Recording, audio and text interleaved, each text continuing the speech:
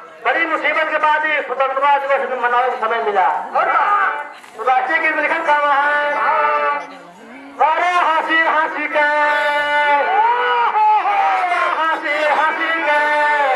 झूले फांसी पैसा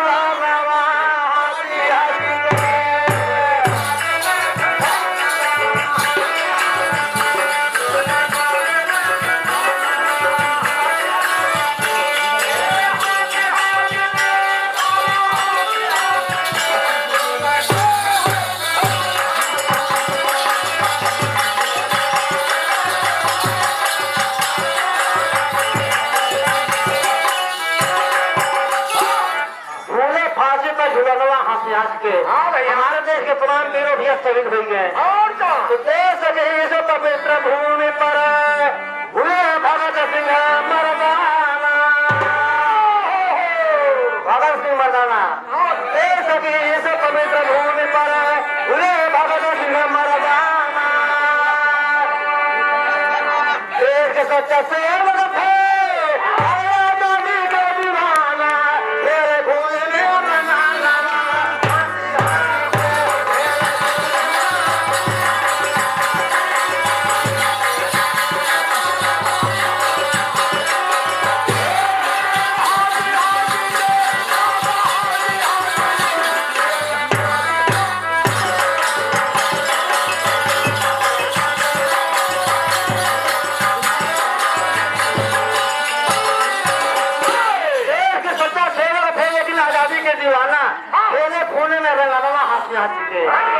चाहते पहुंचे असेंबली में आदर करो चाहते पहुंचे असेंबली में आदर करो अंग्रेजों के सेना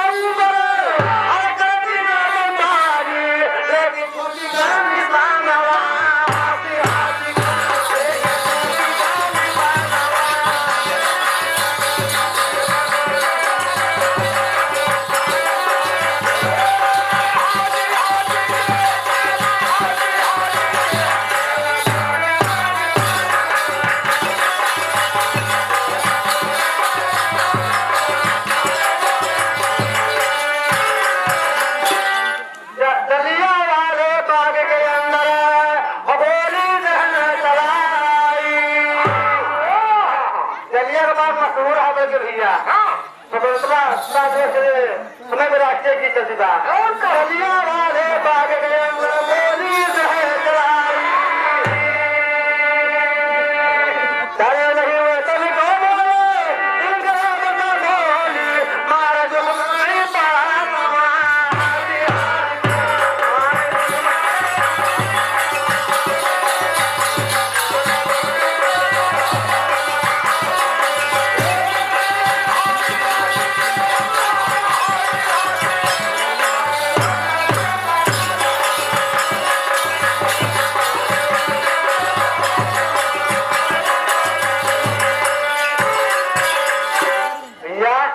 लेकिन आगे क्या लिखा है एक तरफ बंदूक भागती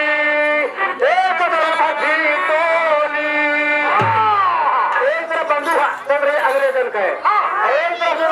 टोली रही एक तरफ बंदूक भागती एक तरफ थी टोली मर्द के साथ में औरत का के बजे यही नहीं माँ बहनों में